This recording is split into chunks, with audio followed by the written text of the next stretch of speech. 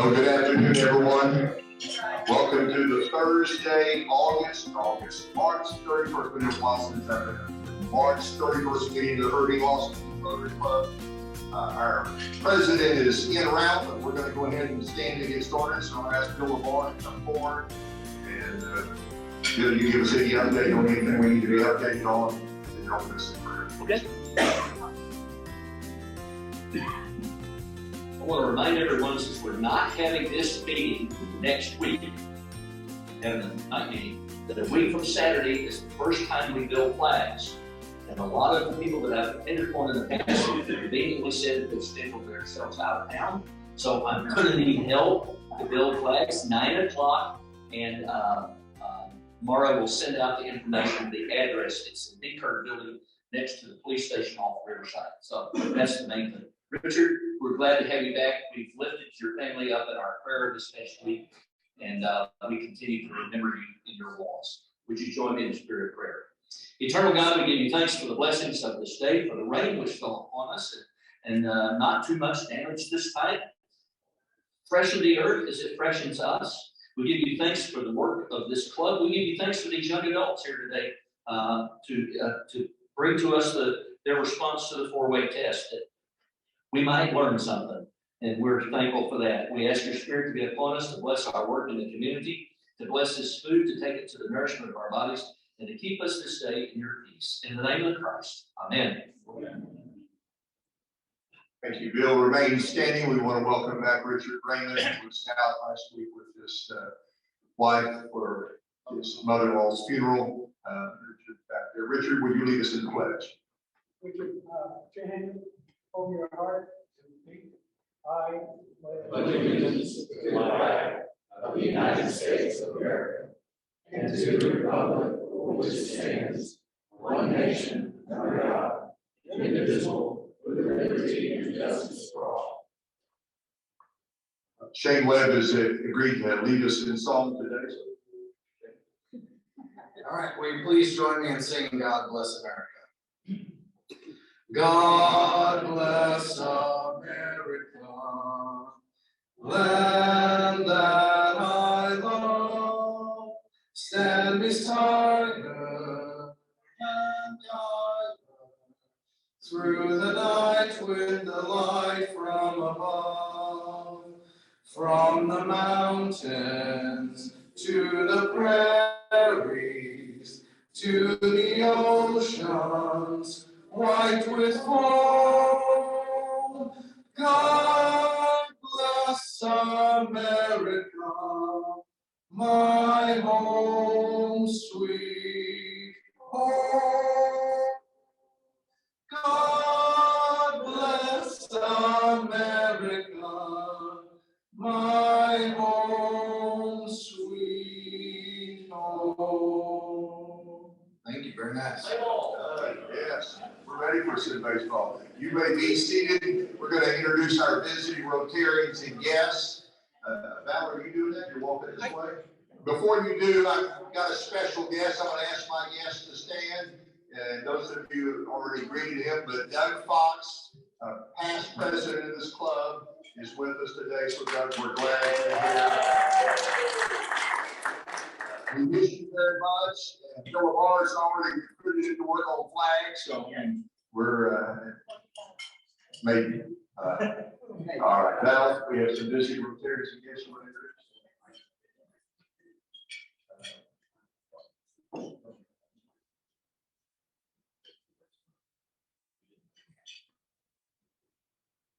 We do have one guest today, Doug. Alfred Walker from Farmers Insurance. If you'd like to stand and tell a little bit about yourself. You're welcome. Alfred. How's everyone doing? I'm Alfred Walker with Farmers Insurance, here locally in the Irving, Texas area, kind of over in the hospital district. Heard so much about the group and glad that I can be here today. So thanks for having me. We do have several guests here today. It is the four-way test. We have two speakers, students from local high schools, and we're going to invite them after the speeches to introduce themselves and their guests. So we have speaker 1 and speaker 2 that will be talking in a little bit. We're going to do a presentation momentarily. I'm getting an X from Rick Quincy back there. Okay, we'll do it in a few moments. But Richard Rainer wanted to make a couple of comments to the public.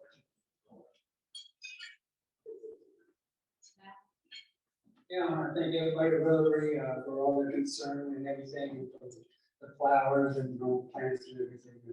They really beautiful. So, thanks everybody for keeping us in prayer.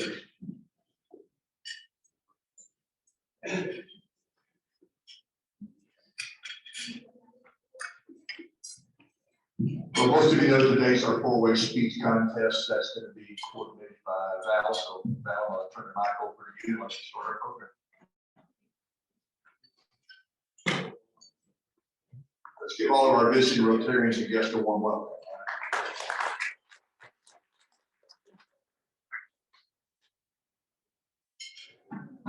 So today we have the annual four-way test speech contest, where we invite the local high schools in to have representatives give a speech on any topic they would like for with the common theme of the four-way test applied to it. So let's see. The four-way test was developed by Herbert J. Hoover as a central thread to any topic on which the student may choose to speak. From the earliest days of the organization, Rotaries were concerned with promoting high ethical standards in their professional lives. The four-way test, which was created in 1932 by Rotarian Herbert J. Taylor, when he was asked to take charge of a company that was facing bankruptcy. This test for employees to follow in their business and professional lives became the guide for sales, production, advertising, and all relations with dealers and customers. And the survival of the company is credited to this simple philosophy. Adopted by Rotary in 1943, the four-way test has been translated into more than 100 languages and published in thousands of ways. Now I'd like to invite student number 1 to come up and give their speech.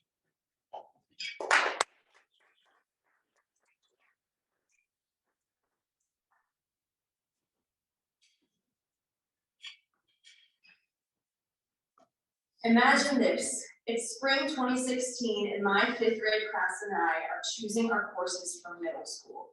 The choices we make today will determine the next 3 years of our lives. As I look over the never-ending list of course subjects, I can't help but be bored thinking about algebra topics and 6th grade English language. However, as I look down towards the list of electives that I could take, I'm ecstatic looking at the possible harmonious ones that I could take, being band, choir, or orchestra. When we finally get to the point to choose those part of our electives, I hear one of my classmates ask, "Do we have to take a music?" To which the counselors replied, "Yes, you do," which was then followed by the most blaring and obnoxious sounds of moans and groans to ever be muttered by a room of 5th graders. It occurred to me that was exasperated by this response, thinking why would anybody not want to have a period of music in their school day to interrupt the constant education and learning? It occurred to me that not everybody had the same musical exposure that I had had as a child. Growing up, my dad was a middle school band director for 25 years, my mom was constantly singing, and I started piano lessons at the age of 6. In my opinion, I heavily benefited from having a musical childhood and upbringing. It taught me good performance skills and things that I've taken into my daily life. Musical exposure is a concept that I would like to examine today using the four-way Rotary test, asking and answering the following questions. Is it the truth that engaging in a musical experience benefits a person's personal growth? Is it fair to require every student in our community to participate in a musical extracurricular?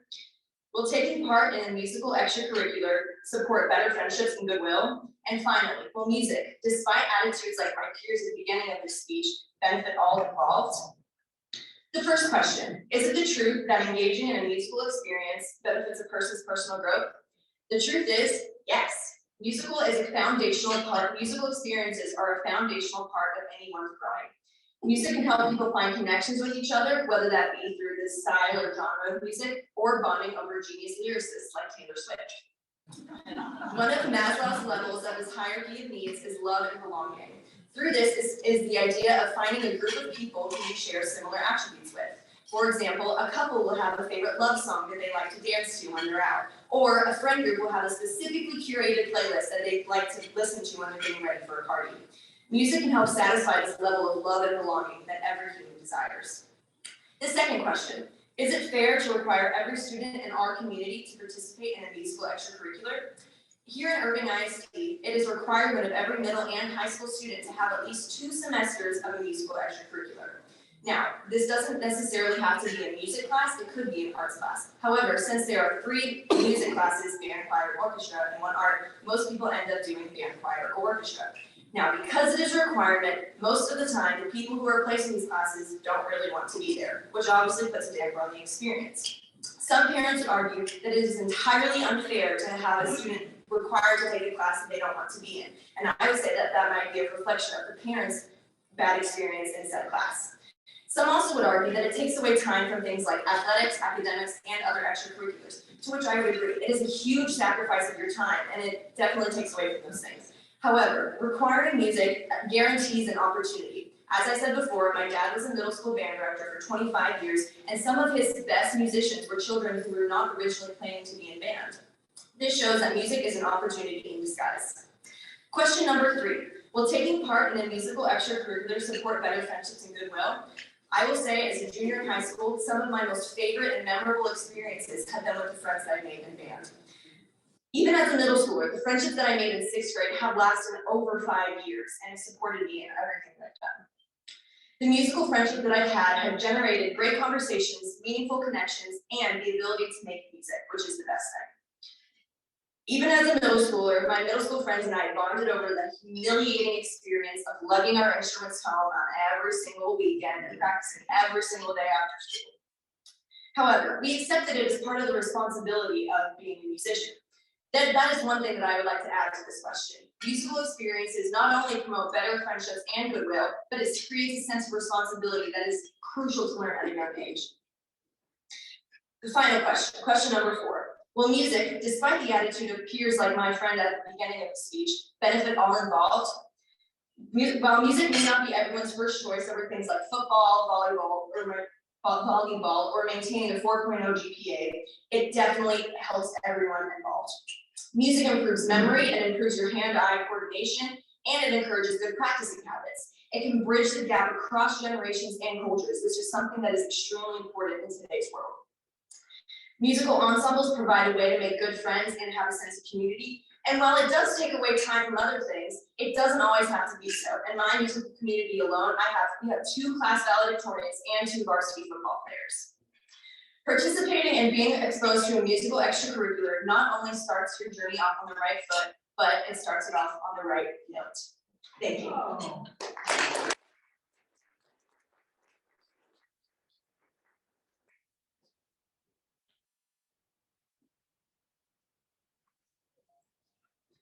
Great job from student number 1.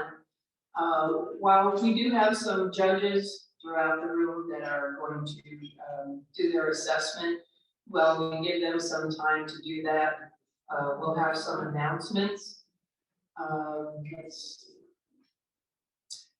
I attended the Rotary weekend last Saturday, and there were quite a bit of people that were there. They also mentioned the District 5810 conference is coming up April 22nd and 23rd. There's bowling at Instack in the evening, an hour and a half of bowling, ropes course, laser tag, laser maze, rock climbing wall, bumper cars, and over 100 video games. They asked us to consider putting a team together. We did get board approval for a couple of people to be sponsored by our club. So if you have interest in attending either Friday night or Saturday, there's a luncheon. They're sharing the accomplishments of the clubs in the district for the year. And then that evening for dinner, there's also new foundation level contributors being celebrated, as well as presenting awards to outstanding clubs. So if you have any interest in the Friday evening, Saturday, or Saturday evening, please let us know, so we can get you signed up. Also, we had, let's see. For next year, the conference, the District 5810 conference is going to be a cruise in the Western Caribbean. This was just recently rolled out. I think it's the Rotary Club of Carrollton Farmers Branch. It's medical and school projects in Rotan, Honduras during the April 2023 District 5810 conference cruise. So there's going to be the option for excursions. I think it's April 23rd through April 30th. It's a 7-night cruise. And that way they have, you could either do the excursions or you could do the service projects that they're going to have 2 of them at different stops. I think Mexico is one and then Honduras is the other. So that's something that's still being figured out, but they do have reservations for, I think, 50 rooms at this time, and they've already got several people signed up. Also, as far as the grants, they have, there was grant training on Saturday. They recalculated all the way to how to calculate the grants. So there's going to be definitely some adjustment to the grant money that we have available for this year as well as going forward. So we will be getting more information about that. So how are the judges? Okay, we got 2, 3, okay, looks good. All right, speaker number 2, please.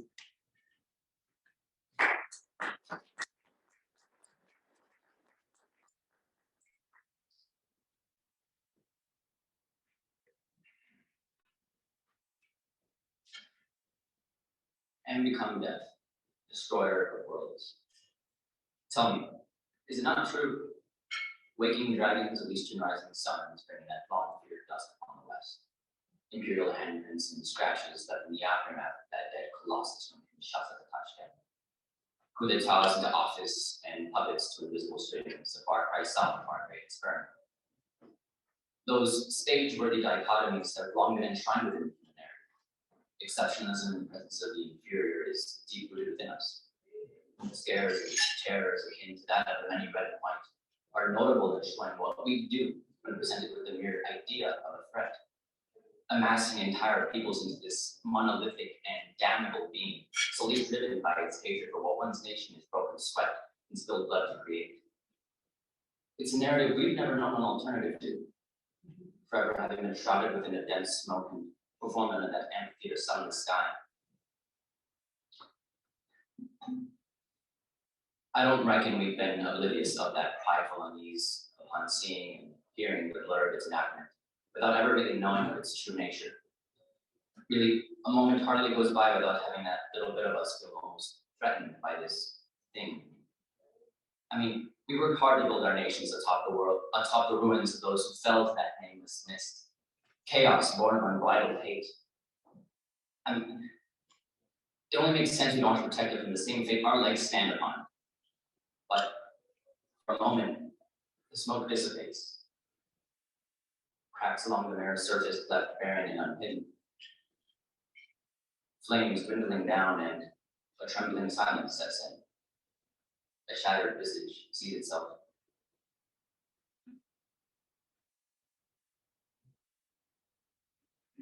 Why have we withheld that which is fair?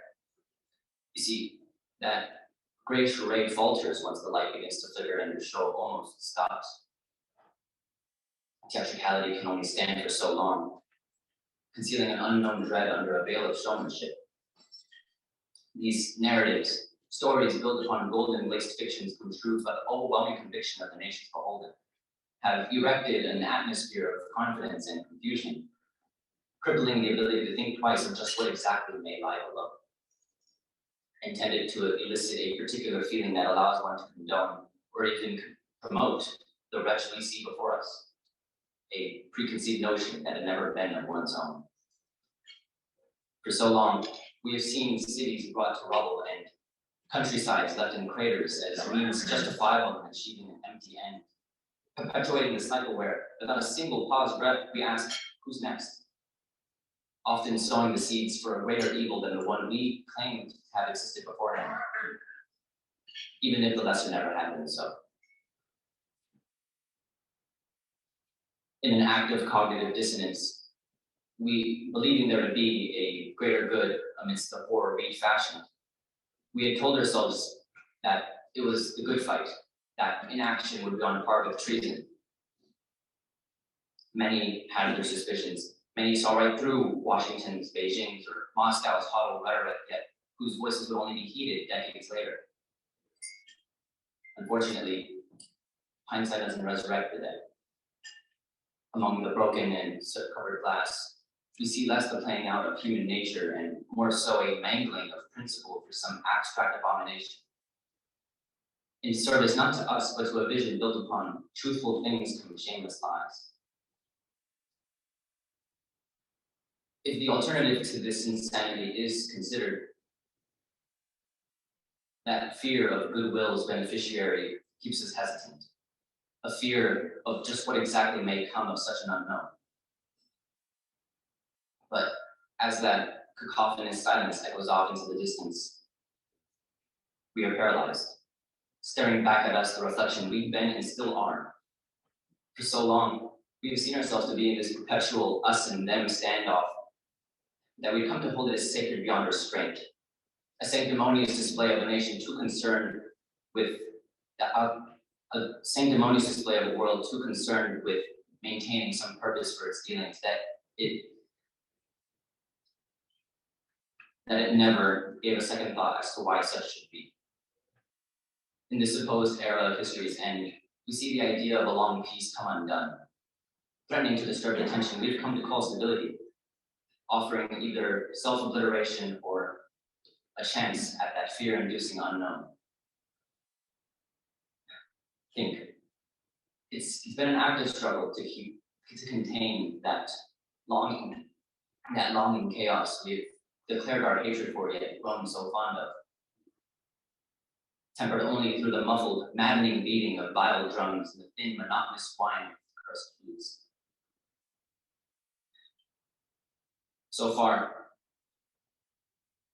we've settled on playing around with the mere notion of war and accepting the lives of the sorry few as payment, seeing it as a short-term solution adequate enough in delaying the old one's awakening.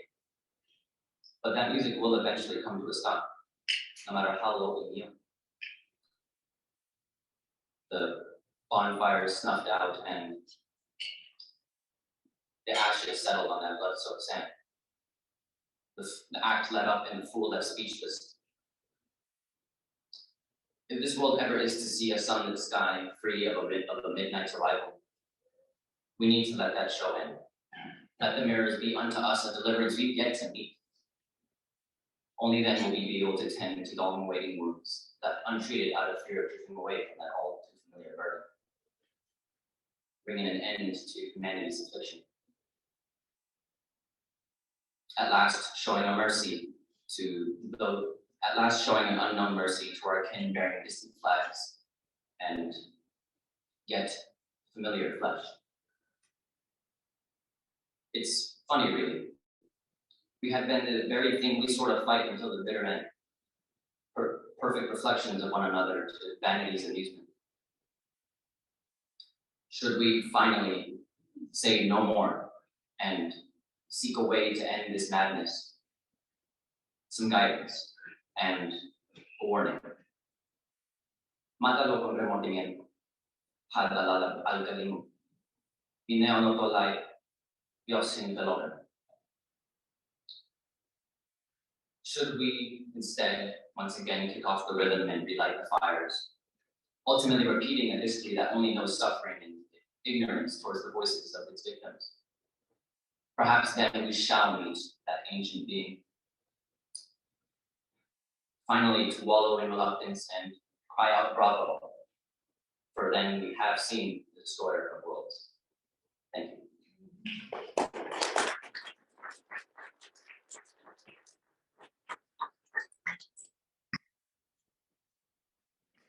job.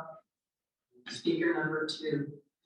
One of the students will be eligible to go on to districts.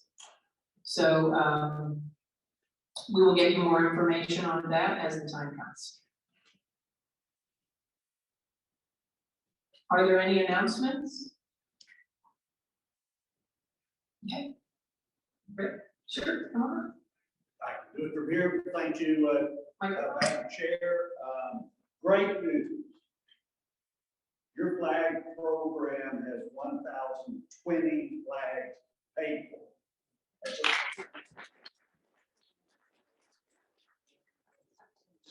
two remaining. So hats off to Kathy, Bob, the rest of the team. Great job. We sent out an email last Saturday. We were at 9:05. We were at 905. Today we're at 1,000.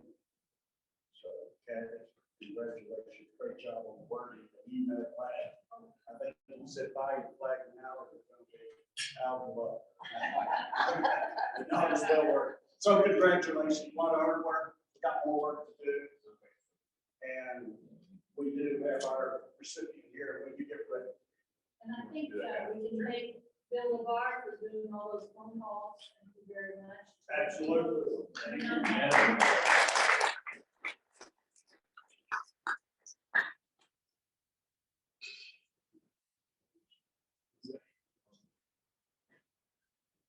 We will be participating in making meals for Family Promise, and we'll have Shane talk about that in a minute. But I'll hand the microphone over to Robert also. Madam President, come on up and join us here. We're glad you can be here. Crystal, how are you? Good. We're glad you're at Rotary today.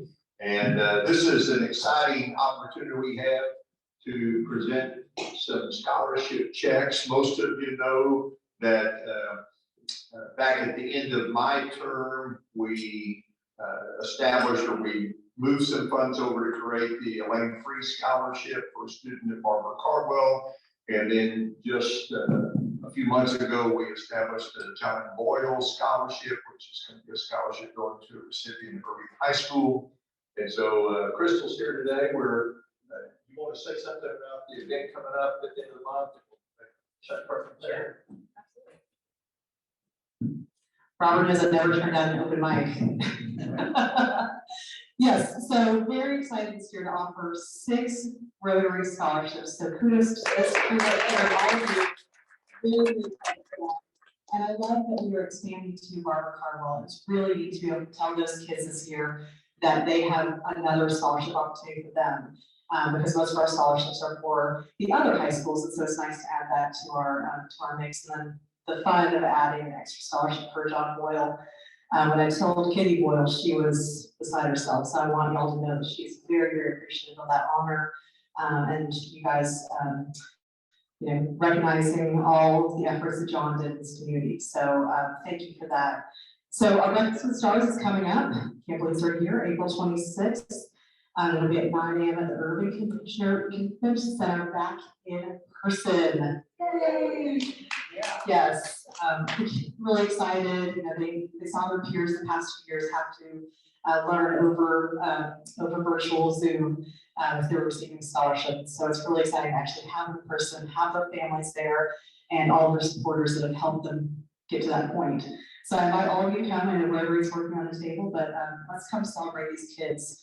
For those of you that have read scholarship applications, you know that these kids have been through so much. They share a lot. James Nodding said they share a lot in those essays with us of the challenges that they've overcome in their lives, and just the young, ripe age of 17, 18 years old. So we want to show them that the community supports them, and that we believe in them, and that they have a bright future ahead of them. So it means a lot. I know y'all probably feel like, it's an hour and a half of my time, what does it matter? It matters a lot. We hear that every year for the past 35 years of Breakfast with Stars. Every student says, whoa, this whole crowd came out for me. Yes, they did. So thank you for that. I think today's a special day, and I heard that we haven't done anything yet for the special day.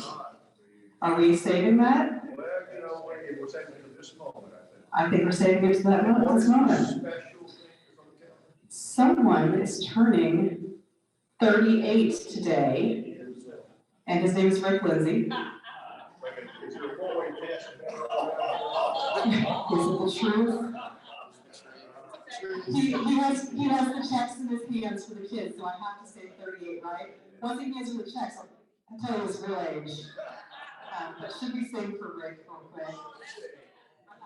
All right, wait a minute, oh, you want the mic? No. Thank you, thank you. Happy birthday to you. Happy birthday to you. Happy birthday, dear Rick. Happy birthday to you. Happy birthday to Rick.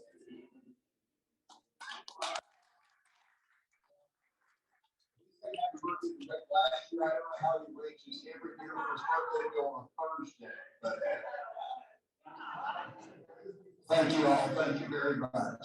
Well, it is a pleasure and honor for me to present this check to Crystal and their Irving Schools Foundation for the, to get us started on the 2 new scholarships. Outstanding. Thank you to this Rotary Club and your work on the flags and the board for your commitment to helping us do that. So Crystal, on behalf, Mike. Absolutely.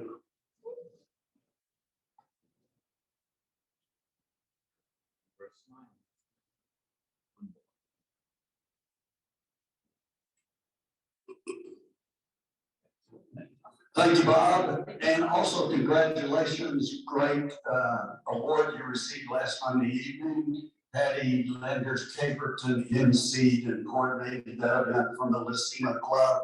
So the Legacy Award went to Irving Schools Foundation, and Pat did a great job of talking about it, also talking about one of our members, Dr. Elaine Freeze. So congratulations on being acknowledged. And so we look forward to the 26th. It's going to be a great day. Thank you. 2 weeks. So you're up. You're up. What do you want to talk about today?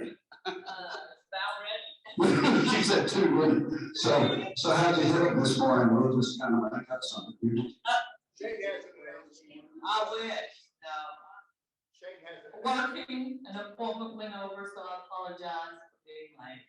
Had to take care of the customer. Well, Robert just stepped in there, shining, let us. Yes, sir, what's up? Okay.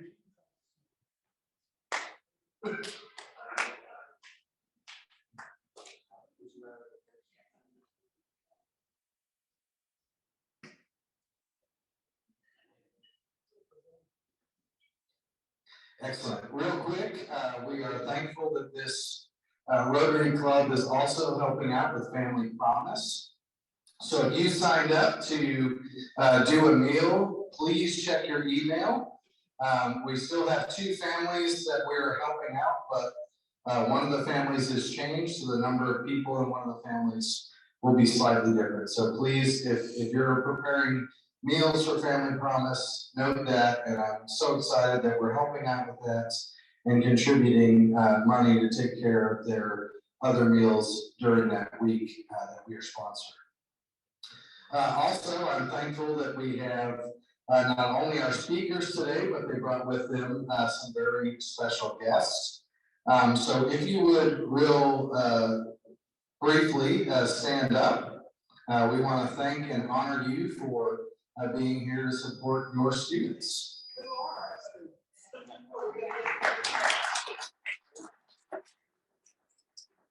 Yes, I'm gonna give our speakers the microphone so they can introduce who's here supporting it. And please also introduce yourselves, correct? I can do that now. Hello, my name is Isaac Adelondo. I'm from Irving High, and this is my coach of 2 years for academic decathlon, Mr. Newman, and counselor at Irving High, Ms. Estrada, both doing tremendous work to keep our school afloat.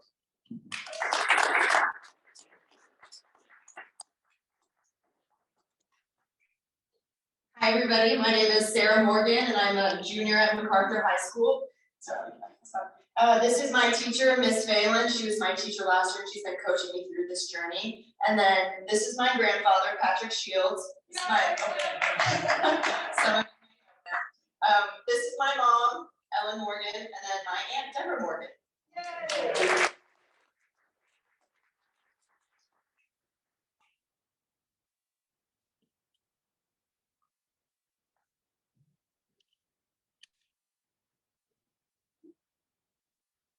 We do have the results from the judges.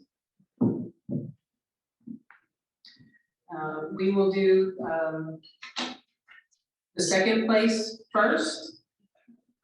That goes to Isaac Arredondo.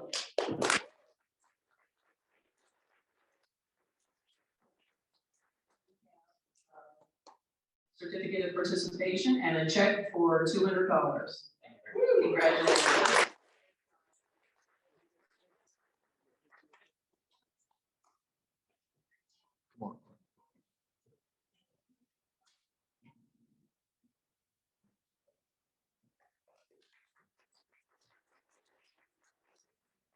Our first place winner that will go on to the districts to represent our club is Sarah Morgan.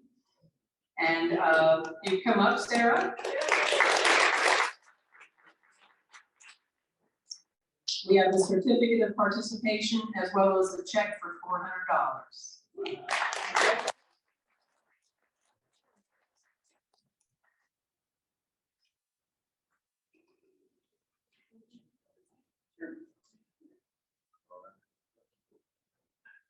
Thank you. Thank you.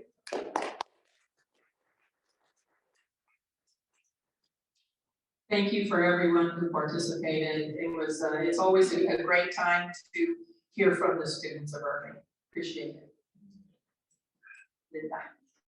Thank you, Val. Let's give a round of appreciation to Val. She did great.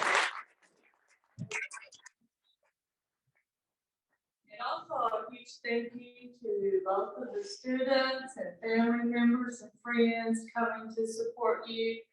And you both did a tremendous job and have a tremendous future ahead of you. So thank you. In closing, are there any announcements? No noon meeting next week. We will not meet at noon next week. We will meet in the evening from 5 to 7 for a networking social. Hopeful that you'll bring some prospective members that we can help them to appreciate what Rotary is all about. We will not be able to be here on April the 21st. April the 21st, the club is closed to a PGA tournament. And I have a suggestion. Shane has offered to accommodate the new meeting at his church. And we'll reach out and get a vote on that and see how everyone feels about maybe meeting at a different location on the 21st. And now we'll have the 4-way test by Mr. Ed McCarty. Thank you, Ed.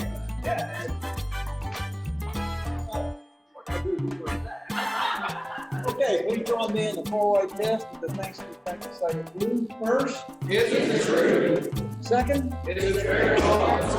Third.